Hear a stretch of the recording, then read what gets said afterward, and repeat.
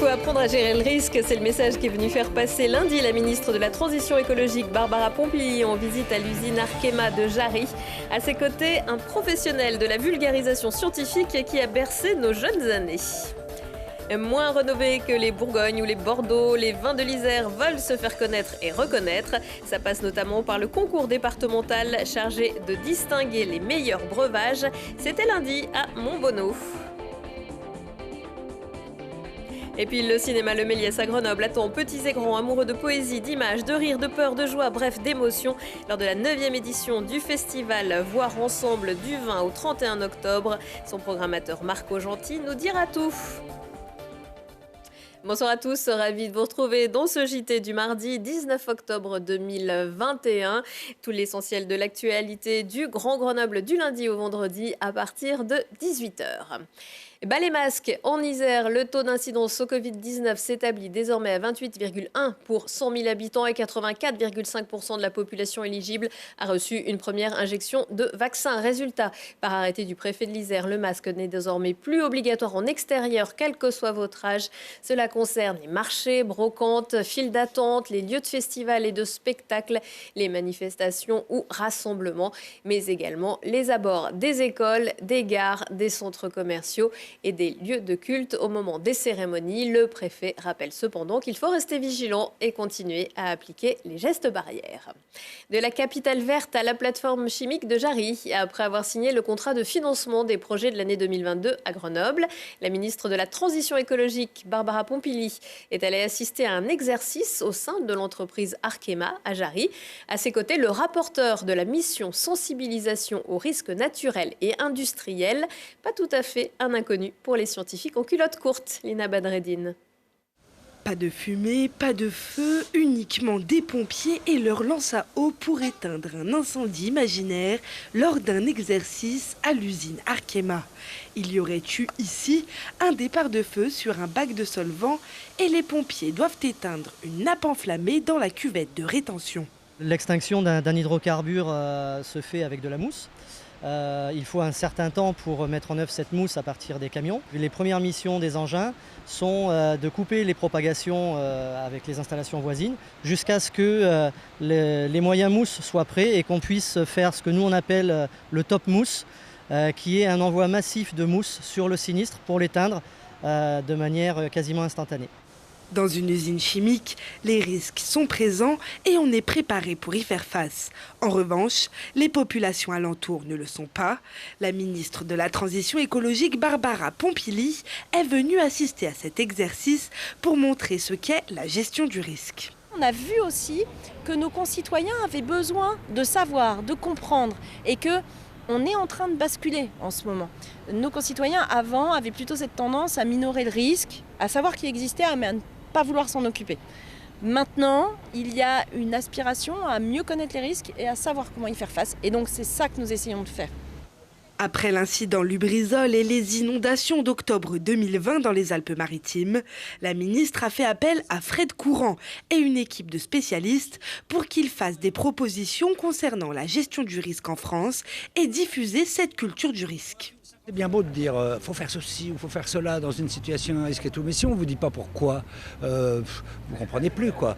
Donc il faut prendre le temps de comprendre, il faut ancrer les choses, puis il faut raconter parce que c'est plus que des réflexes qu'il faut avoir, c'est connaître son environnement.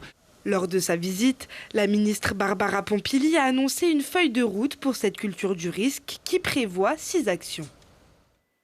Pas de coup de feu à la Maison des Arts de Montbonneau-Saint-Martin pour la 10e édition du concours départemental des vins de l'Isère. Lequel aura le plus de bouquets, de cuisses, d'arômes? Les jurés ont été intraitables pour désigner les vins qui auront peut-être la lourde tâche de redorer le blason de breuvage qui gagne à être connu. Arthur Glory.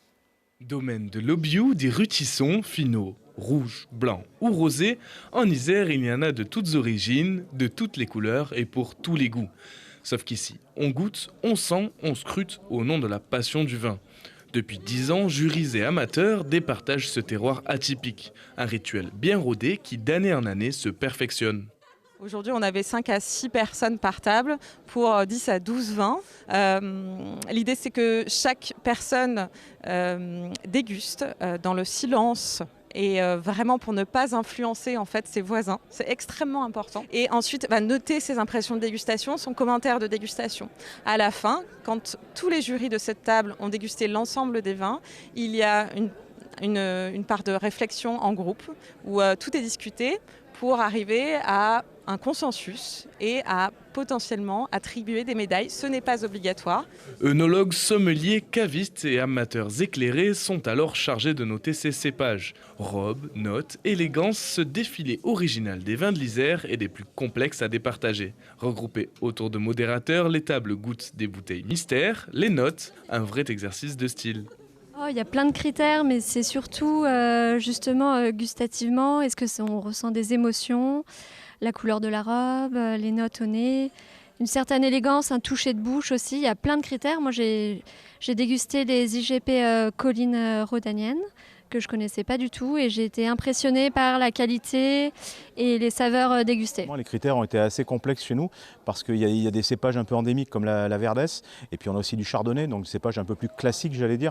Mais c'est quoi la typicité des vins de l'Isère? Donc on a mis quand même des notes sur des cépages endémiques. Les vins de l'Isère, il y a différents terroirs bien sûr, mais moi j'appelle ça plutôt des vins on va dire de montagne. C'est des vins avec souvent une très belle acidité.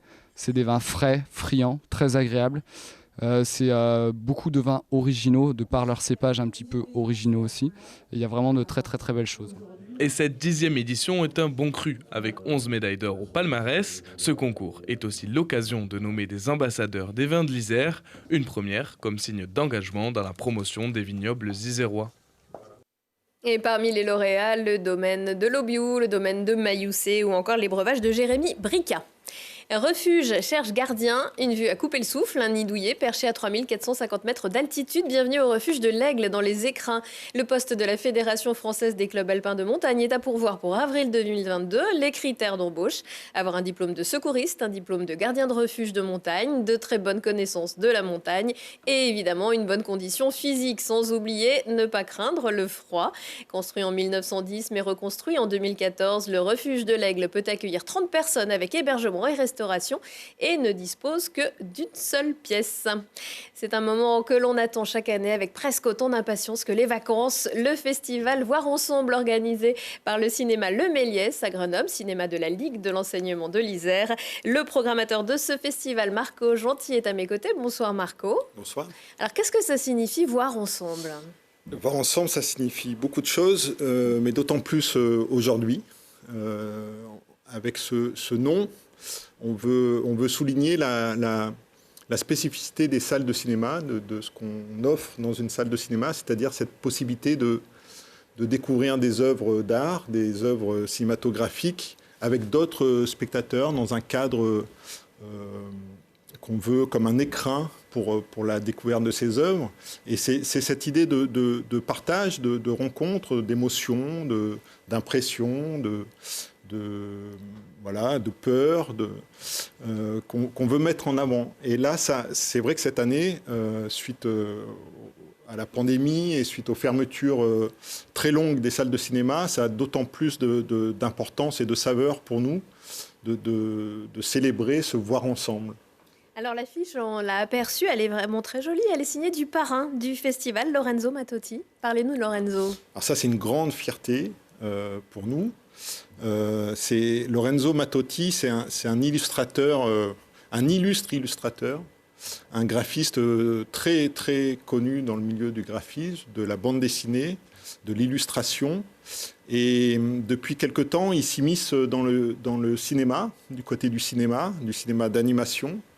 Et notamment, il y a 2 ans, il a sorti un long métrage qui s'appelle La fameuse invasion des ours en Sicile, qu'on a adoré. Voilà, d'après l'ouvrage de Dino Buzzati. Exactement, qu'on a défendu ardemment au cinéma. Et du coup, on avait envie de réfléchir un peu plus à son travail de cinéaste, mais aussi d'illustrateur. Et on lui a proposé d'être parrain du festival, ce qu'il a accepté. Et en plus d'avoir accepté cette invitation, il a signé l'affiche du festival. Et ça, c'est notre grande fierté, parce qu'elle est magnifique. Et on pourra, avec lui, en sa présence, revisiter un peu son travail dans le cinéma, dans ses différentes œuvres, et puis en partenariat avec la Cinémathèque, J'en suis très heureux.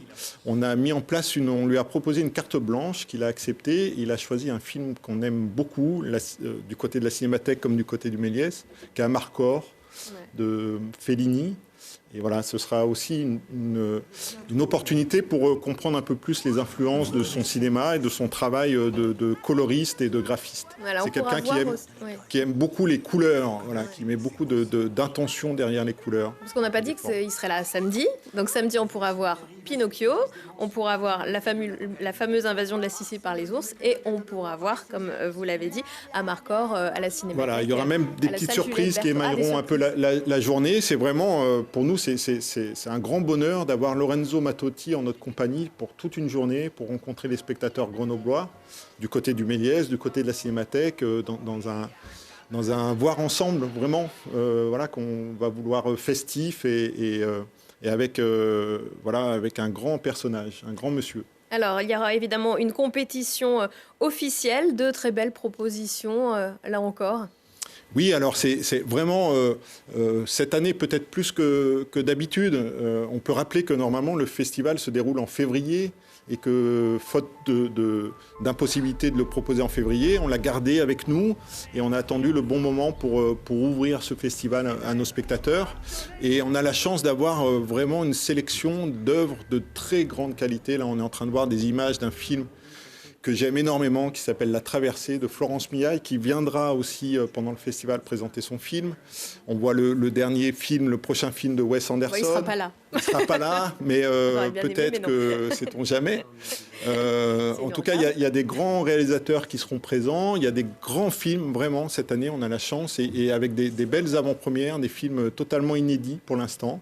Là, on voit l'extrait d'un très beau film qui s'appelle Maman pleut des cordes d'Hugo de Faucon-Pré, un jeune réalisateur qui sera présent pour rencontrer les spectateurs.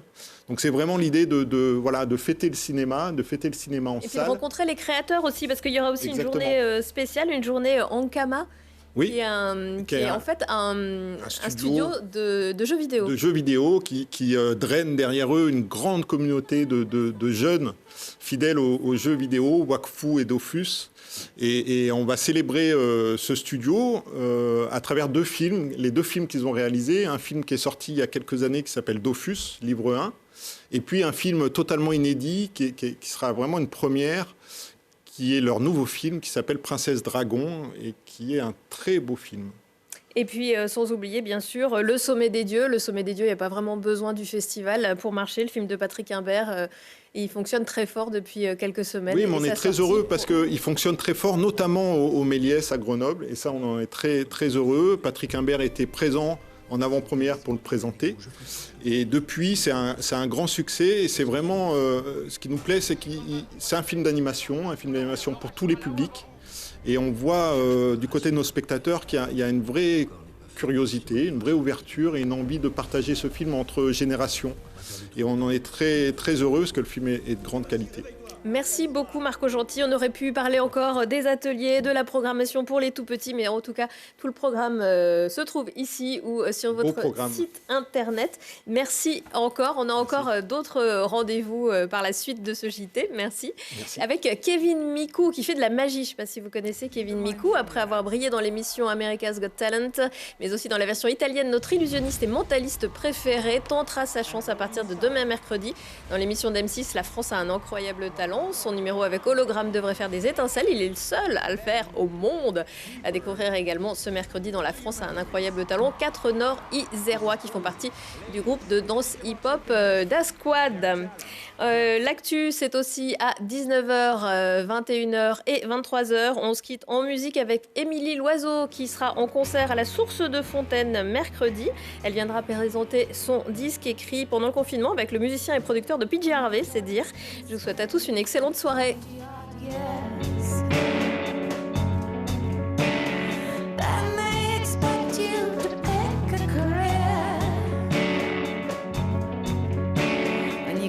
Truly function yourself